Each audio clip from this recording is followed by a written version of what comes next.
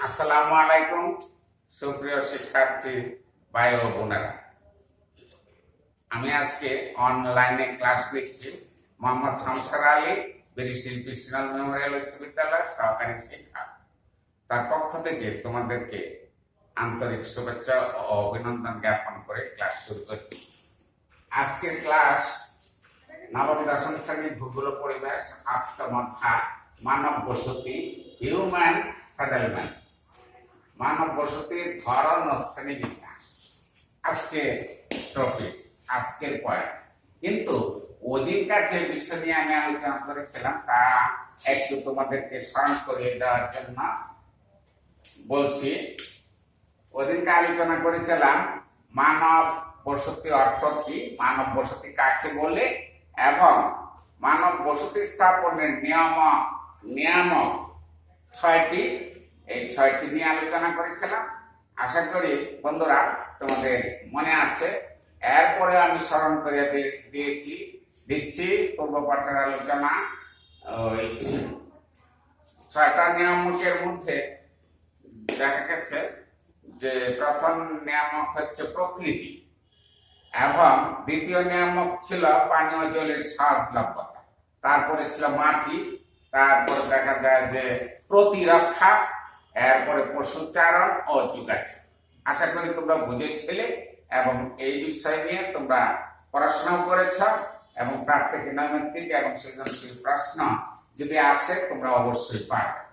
যাক, স্মরণ করিয়ে দিলাম। কিন্তু আজকের বিষয় মানব বসতির ধরন ও শ্রেণীবিন্যাস। মানব বসতির ধরন ও শ্রেণীবিন্যাস, মানব বসতির ধরন ও শ্রেণীবিন্যাস বলতে আমরা কি বুঝি? যে মানুষ যেখানে একত্রিত হয়ে বসবাস শুরু করে তাকে মানব বসতি বলে। তবে এই মানব বসতিকে কয়েকটা শ্রেণীতে বিভক্ত করা হয়েছে, যে অঞ্চল ভেদে এবং বাস গৃহ সমূহের ব্যবধানের ভিত্তিতে তিনটা ভাগে ভাগ করা হয়েছে এই মানব বসতির ধরন। তোমরা লক্ষ্য করা যে অঞ্চলের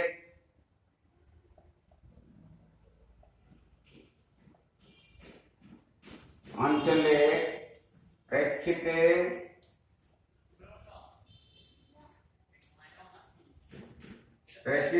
বাস গৃহ সমূহে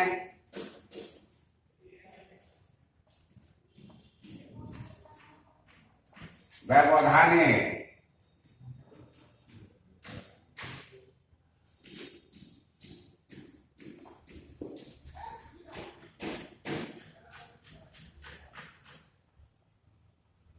ভিত্তিতে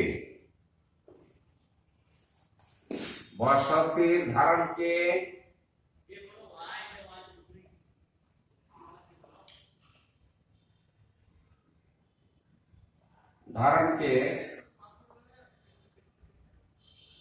তিনটি ভাগে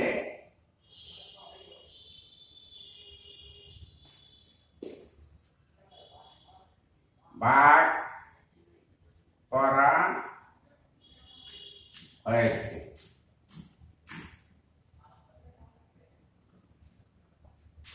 যথা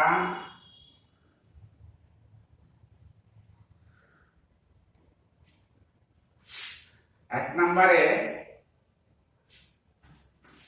আশা করছি লক্ষ্য করছ গোষ্ঠীবদ্ধ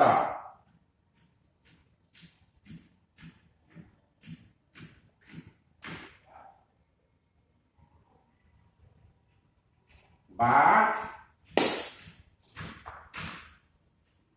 সংঘবদ্ধ বসতি। পাশাপাশি 2 নম্বর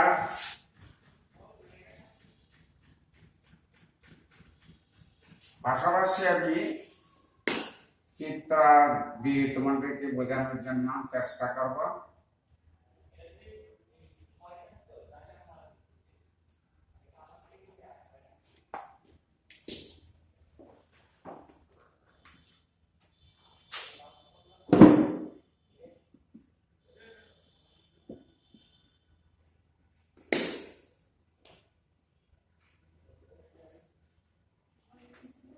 দেখতে পাচ্ছ চিত্রটা।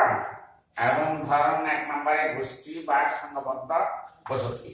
এখন চিত্রের মাধ্যমে গোষ্ঠীবদ্ধ বা সংঘবদ্ধ বসতি কাকে বলে তোমরা পরিষ্কার ধারণা পেয়ে যাবে। যে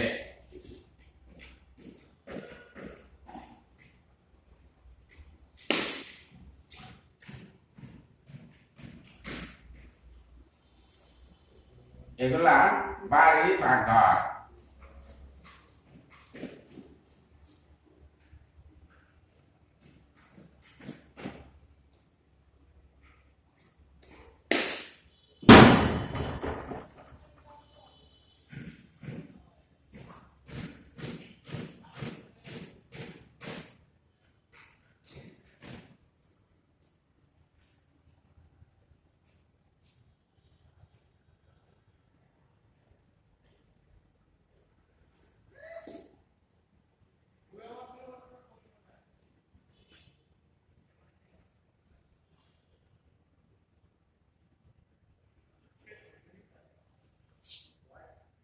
গোষ্ঠীবদ্ধ বা সংঘবদ্ধ বসতি।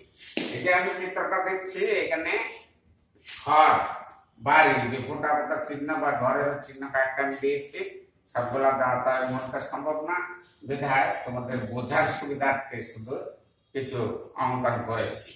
এটা হলো গোষ্ঠীবদ্ধ বা সংঘবদ্ধ সমাজ। যে কোনো এক এলাকা নদী, এখানে একটা নদীর চিহ্ন আছে, পানি যাচ্ছে, বা রাস্তার কিনার পাশে রাস্তা আছে,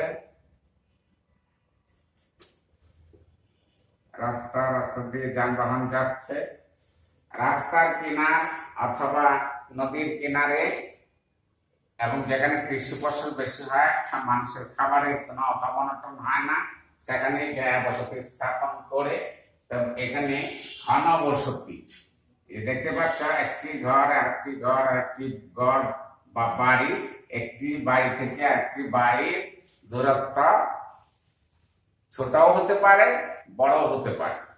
আবার একত্রিত এই সবকটাকে মিলে পঞ্জীগত বসতি বলা হয়ে থাকে। এতে কি হয়, এই গোষ্ঠী বা সংঘবদ্ধ বসতি তাদের জীবিকা নির্বাহের জন্য বিভিন্ন ধরনের অর্থনৈতিক কর্মকাণ্ড এবং একে অপরের পরস্পরের সহযোগিতা ভিত্তিতে বিভিন্ন ধরনের কার্যকলাপ সুসম্পন্ন হয়ে থাকে। এই গোষ্ঠীবদ্ধ বা সংঘবদ্ধ বসতির দ্বারা আশা করি বুঝতে পেরেছ যে কিভাবে ঘনবসতির এলাকা। ঠিক আছে, ঘনবসতি এলাকা। এরপরে 2 নম্বরে হলো বিক্ষিপ্ত বসতি।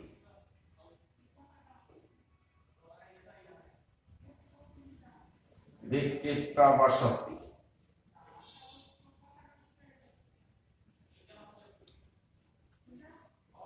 এটা চিত্রের মাধ্যমে যদি দেখা যায় তাহলে তোমরা সহজেই বুঝবে।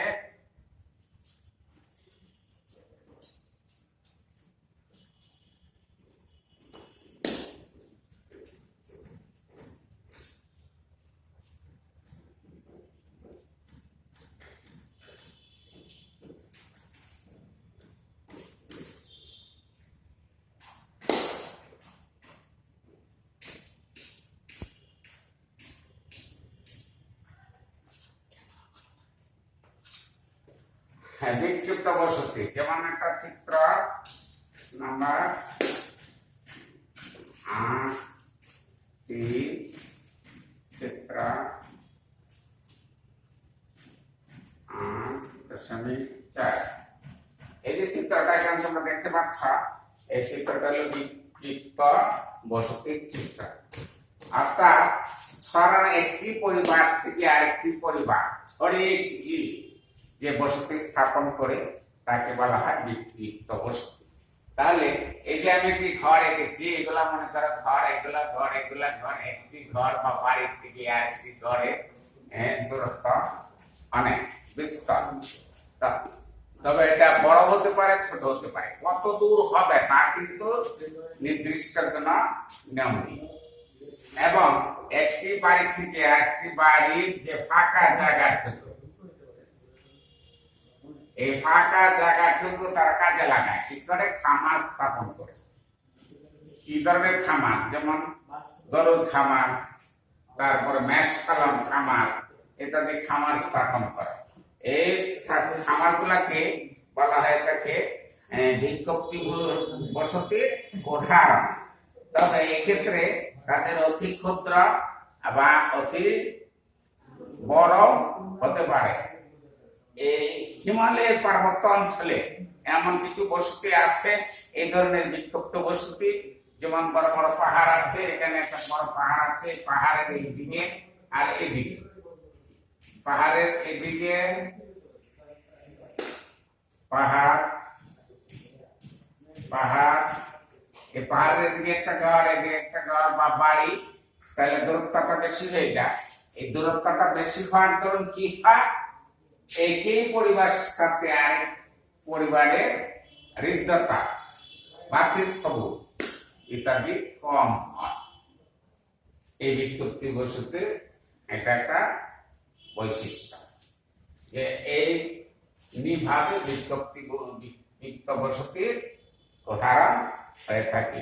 এরপরে এর যে প্রধান তিনটি বৈশিষ্ট্য আছে, দুইটা বাসগৃহের মধ্যে যথেষ্ট ব্যবধান, এটার থেকে এটা, যেমন এখানে একটা পাহাড় পড়লো, এখানে একটা বাড়ি, এখানে একটা বাড়ি, এখানে একটা অনেক দূরে, এখানে একটা, এখানে একটা, এখানে একটা, হ্যাঁ, দুইটা পার্থক্য যথেষ্ট। অতি ক্ষুদ্র পরিবারের বসতি, এবং এই পরিবারটা বড় হতে পারে না, কারণ দূরত্ব যে অনেক বেশি। এই ক্ষুদ্র ছোট ছোট, যে আরেকটা ঘর আছে, আরেকটা ঘর আছে, আরেকটা পরিবার বাস করে, বা এক ঘরে কয়েকটি পরিবার বাস করে, যৌথ পরিবার বাস করে, এমনি ভাবে বিক্ষিপ্ত বস্তিটা গড়ে ওঠে। এই অধিবাসীদের মধ্যে সামাজিক ও অর্থনৈতিক সম্পর্কটা কম থাকে। যেমন আমাদের দুর্গাপুরে আবাসনা আছে, আবাসনা অনেক মানুষ, কিন্তু এখানে ঘনবসতি এবং দূরত্ব আবার ওই গোষ্ঠীবদ্ধ বা সংঘবদ্ধ বসতির মধ্যে সেটা পড়ে। তাদের মধ্যে সামাজিক বন্ধনটা কিন্তু বেশি, এবং তারা জীবিকা নির্বাহের জন্য অর্থনৈতিক কর্মকাণ্ডের সুবিধা হয়, এবং সেখানে একটা রাস্তা আছে এবং একটা নদীর কিনারা আছে, তার জন্য তাদের এই সুবিধাটা।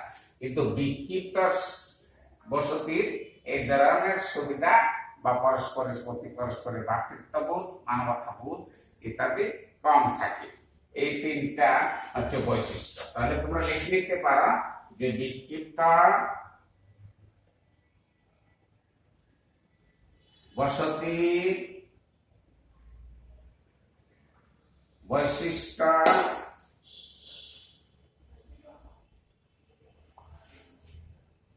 তিনটি। তিনটি কি কি আমি আলোচনা করেছি। এখন আমরা চলে যাব 3 নাম্বার। বসতির ধরনকে তিনটে ভাগে ভাগ করা হয়েছে, 1 নাম্বার, 2 নাম্বার, 3 নাম্বার। 3 নম্বরে রৈখিক বসতি।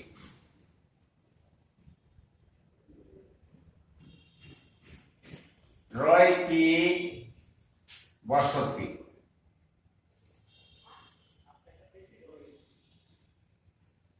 তাহলে চিত্রের মাধ্যমে আবার এটাও চিত্র দিয়েছি, ওইখানেও চিত্র দিয়েছি, বিক্ষিপ্ত বসতি, রৈখিক বসতি, এটাও যদি চিত্র দিই তোমরা আশা করি সহজেই বুঝতে পারবে।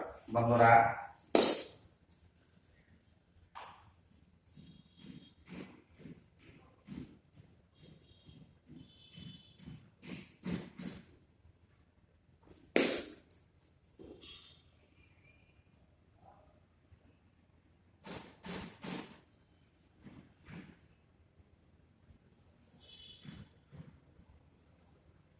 এগুলা হয়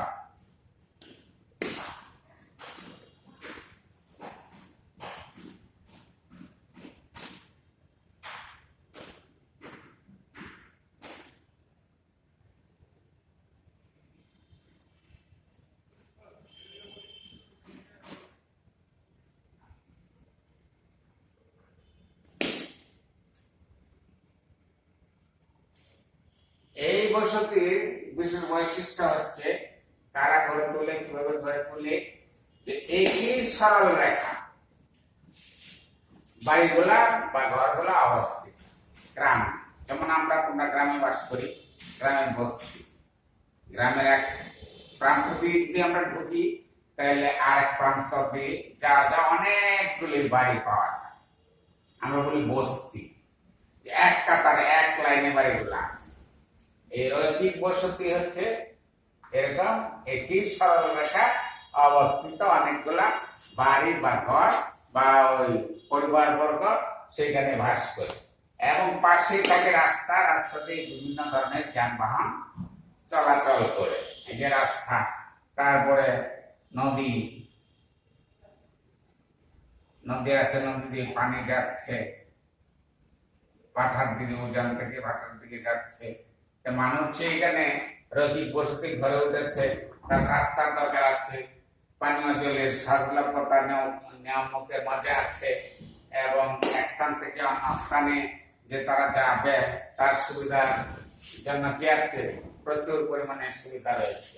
এই রৈখিক বসতি ধারা দেখা যায় যে মানবিক কারণে মানুষ মানুষের পরস্পরের সহযোগিতা, সাহায্য সহযোগিতা ইত্যাদি পেয়ে থাকে, এবং অর্থনৈতিক কর্মকাণ্ড তাদের মধ্যে কি হয়, মজবুত ও দৃঢ়তা লাভ করে থাকে এই রৈখিক বসতির দ্বারা।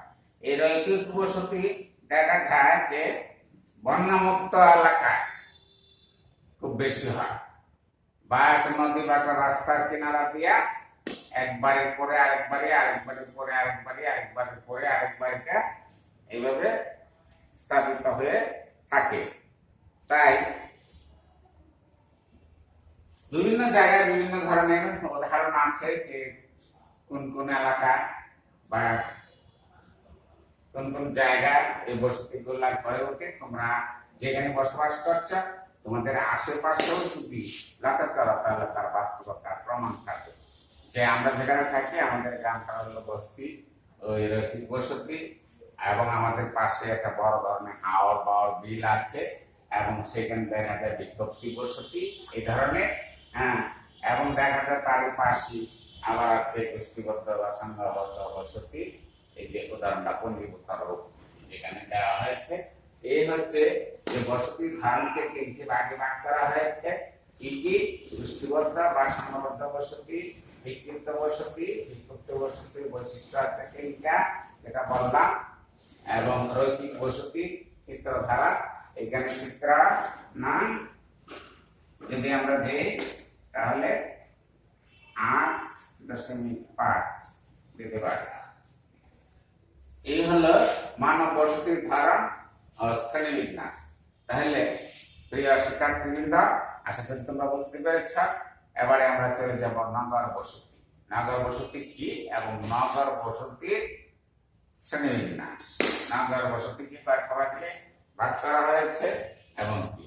তাহলে যাদের খাতা কলম আছে আশা করি লিখে নিয়েছ, আর যারা লেখে নিতে না পারো এই মুহূর্তে তোমাদের যে পাঠ্য বইটা আছে ভূগোল পরিবেশ, সেই পরিবেশের অষ্টম অধ্যায় তোমাদের এগুলা ডিটেলস দেওয়া আছে।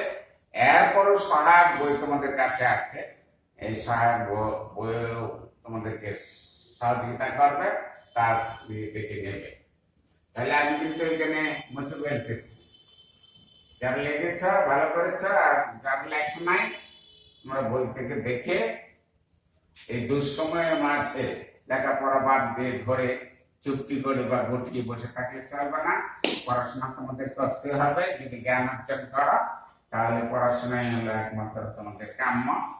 এখন নগর বসতি, নগর বসতি কি?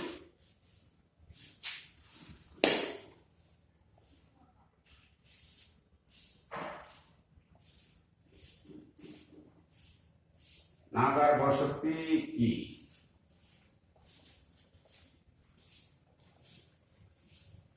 নগর বসতিটা হচ্ছে মানুষ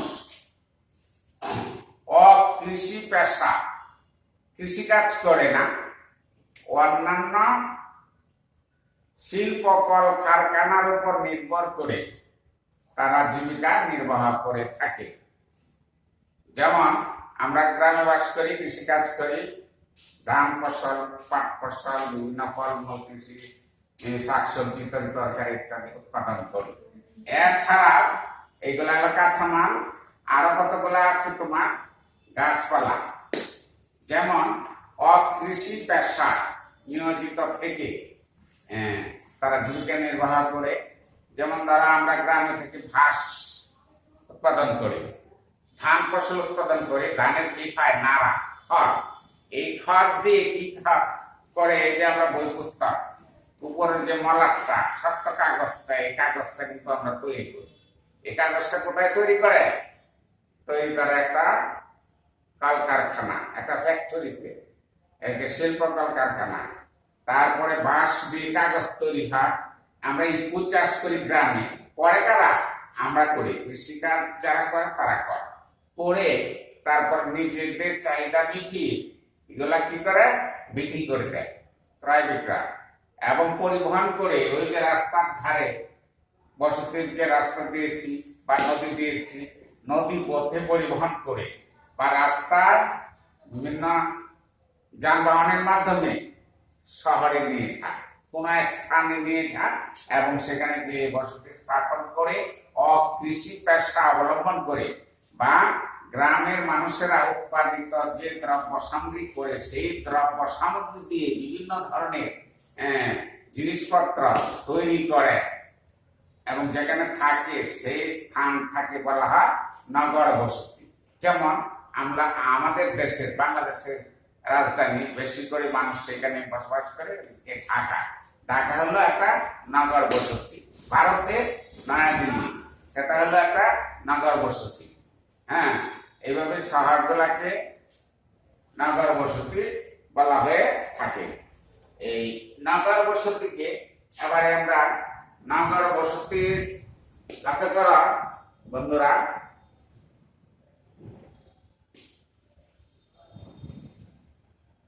বসতি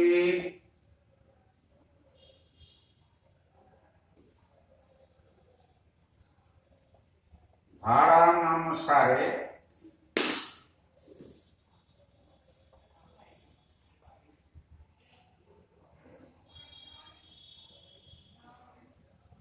নগর বসতিকে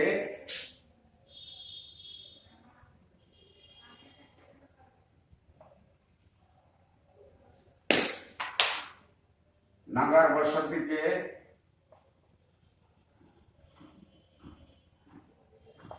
ছয়টি ভাগে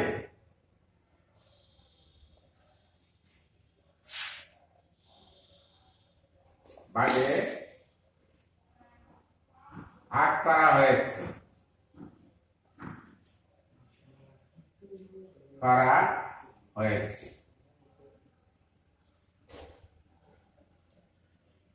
যথা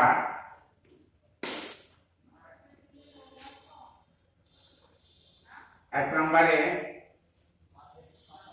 সামরিক নগর,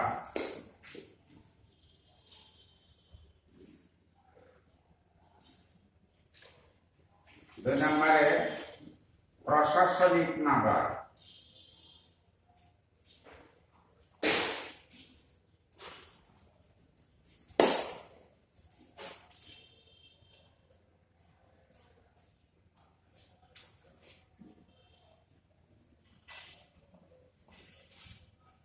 তিন নম্বরে শিল্পনগর,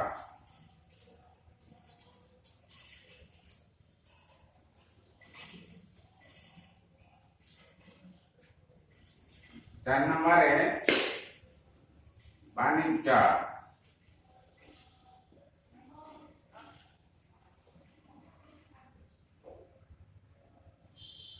নগর, পাঁচ নম্বরে সাংস্কৃতিক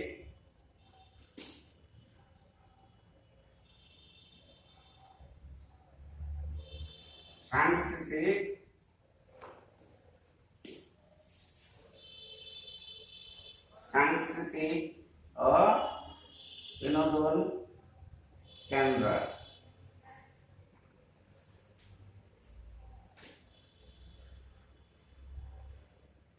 বিনোদন।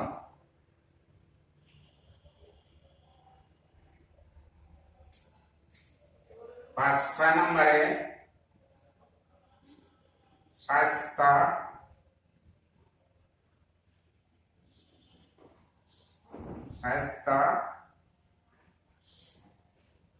বিভাগ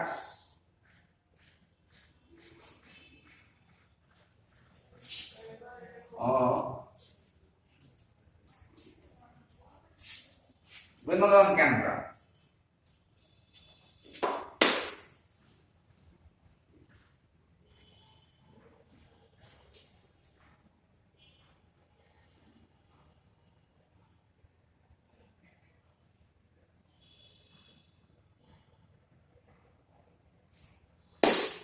তাহলে বসতির ভাগ অনুসারে নাম্বার বসতি কাকে বলে বলছি এবং কয়টা ভাগে ভাগ করা যায়? 6টা ভাগে ভাগ করা হয়ে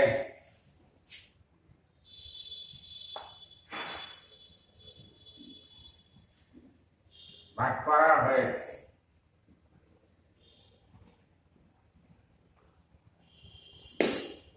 যথা সামরিক নগর, তারপরে হলো প্রশাসনিক নগর, শিল্প নগর, বাণিজ্য নগর, সাংস্কৃতিক বিনোদন ও স্বাস্থ্য নিবাস ও বিনোদন কেন্দ্র। এই 6টা ভাগ। এখন এগুলার ব্যাখ্যা আছে, এক একটা ব্যাখ্যা আছে।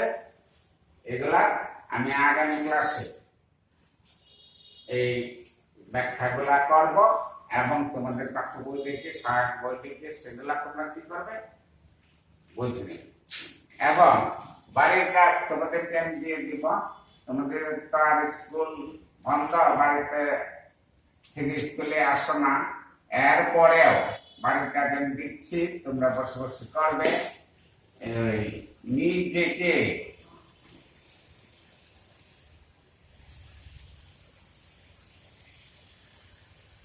নিজে যাচাই করা।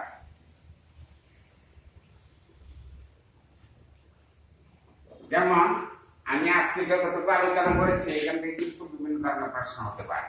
তোমরা এগুলা ভালো করে পড়ে বইটা বন্ধ করে তারপর তোমরা লিখবে। বই দেখবে না, তোমার নিজের মনকে নিজকে যাচাই করবে যে দেখে আমি যে প্রশ্নটা মুখস্থ করেছি সৃজনশীল প্রশ্ন উত্তর দেব। সৃজনশীল মানে কি তুমি নিজে তৈরি করে তোমার মনের মতো করে, বইয়ের সাথে হুবহু মিলতে হবে তা কিন্তু কথা না, তুমি নিজে তৈরি করবে। তাই তুমি পড়ে তারপর তুমি এক খাতায় লিখবে বইটা বন্ধ করে, যে আমি দেখি কতটুকু সময় লাগে। পরীক্ষা কিন্তু সময় দেওয়া থাকে, এতটুকু সময়ের মধ্যে 4 নম্বরের প্রশ্ন, যেমন একটা সৃজনশীল প্রশ্ন, একটা 1, 2, একটা 2, 3, 4, 4, এই হলো 10। এই 10 নম্বরের প্রশ্ন কয় ঘন্টার মধ্যে, আধা ঘন্টার মধ্যে বা 30 মিনিটের মধ্যে সম্পন্ন করতে পারে কিনা, তাই বাড়ির কাজ আমি দিয়ে দিলাম যে নিজেকে নিজে যাচাই করবে। মুখস্থ করে তারপর খাতায় লিখবে, লিখে তারপর আবার বই খুলে দেখবে যে কতটুকু সময় লেগেছে এবং তুমি মুখস্থ লিখতে পেরেছ কিনা, যতটুকু আয়ত্ত করেছে সেটা লিখতে পেরেছ কিনা। এটা কি বলে নিজেকে নিজে যাচাই করা। ঠিক আছে? আর ওই যে পয়েন্টগুলো দিয়েছি ওইটা আমি আগামী ক্লাসে আবার তোমাদের সামনে আলোচনা করব। আজকের সময় প্রায় শেষ। আমি আশা করি তোমরা যে ঘরে আছো ভালো আছো, সুস্থ থাকো এবং নিরাপদ থাকো, এই প্রত্যাশা কামনা করে আমি মোহাম্মদ শামসুর আলী, সহকারী শিক্ষক, শারীরিক শিক্ষা, ভূগোল ও পরিবেশের ক্লাস নিয়েছি। তোমরা তোমাকে সুস্বাস্থ্য বজায় থাকুক এই প্রত্যাশা রেখে আজকের সংক্ষিপ্ত ক্লাস এখানে সমাপ্তি ঘোষণা করছি। আল্লাহ হাফেজ।